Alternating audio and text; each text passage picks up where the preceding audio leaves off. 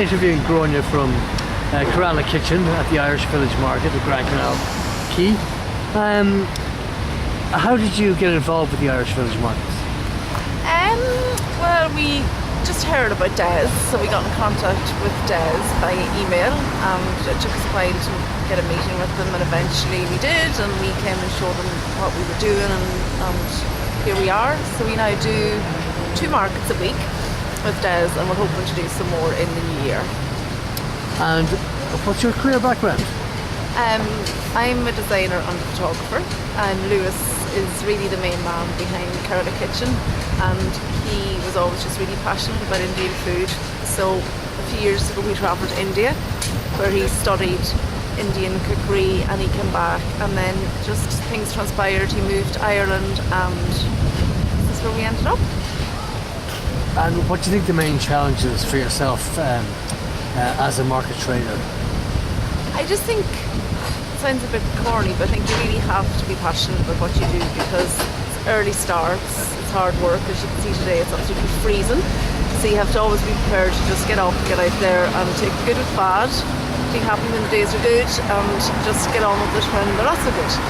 And then the benefits are in there as well. Yeah, and I think the really nice thing about it is that if your produce is good, thank God we never get any complaints. So you get instantaneous feedback from people. You know you're doing something right, it's keep coming back to you. It's just positive work and physical work, and you're outside, so I like it. That's great. And do you notice that your product's getting more popular over time as your trade continues? Yeah, absolutely. I think the good thing about doing Indian food is that there's not too many other traders doing it. I think Indian food in general in Ireland may not be as popular as other kind of Asian cuisines like Thai and Chinese. So in the beginning when we started, people tended to automatically go towards the familiar. But once we kind of hooked a few in, it sort of grew from that. And you just have to keep chipping away. People go back to the office and tell their friends, and they bring feedback next week, and it steadily grows, thankfully. And what are your best sellers? It's hard to tell. We do South Indian chicken curry, which is cooked with tomatoes and coconut milk and mustard seeds and curry leaves, and that's very popular. But the biryani is also very popular. It's a rice-based dish, and we serve that with tarka dal. And then again, our vegetarian food, we do chickpea curry and dal, and it's quite popular as well. So depending on market, some of them are more male-based, and then we'd sell more meat dishes. It varies market to market. And are there any particular trends you see in kind of foods at the moment in the markets, or in yours in particular? No, I just think not so much, but I do think people are very conscious of eating good food, so we do that. We always try and tell our customers that the food's all cooked fresh every day, that we don't use preservatives and additives. I think it's quite hard actually. I think people when they pass by a tent selling curry, they think that you're in the back with 3 jars and chicken and you're throwing it all together, and in a way we would hope that things like this would sort of show that it's actually all cooked with fresh spices, fresh herbs.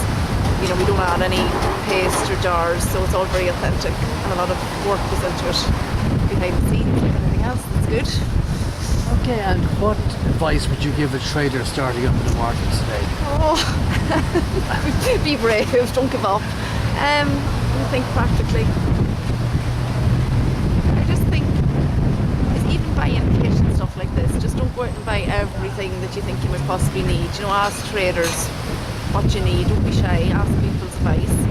We really kind of got stuck in and learned as we went, which is not a bad thing, but I think most people are fairly approachable, so if you want to get advice, just come up and ask people. Be organised. Like only for Lewis I wouldn't be able to do it, because every day you have to make sure you forget nothing. You have to be very well organised. I turn up and I serve and I smile at people, but you know, for me, if I was doing it on my own, I'd find it really hard. So it's you need a lot of skills. You need to, you know, have personality for dealing with customers. Of course. You need to be a grafter. You need to have a good product. You need to be organised and just positive. But and there's a lot of competition out there, so you just have to kind of keep fighting for your corner. People appreciate what you do. Great. Good luck to whoever is going to start, and I would recommend it all in all.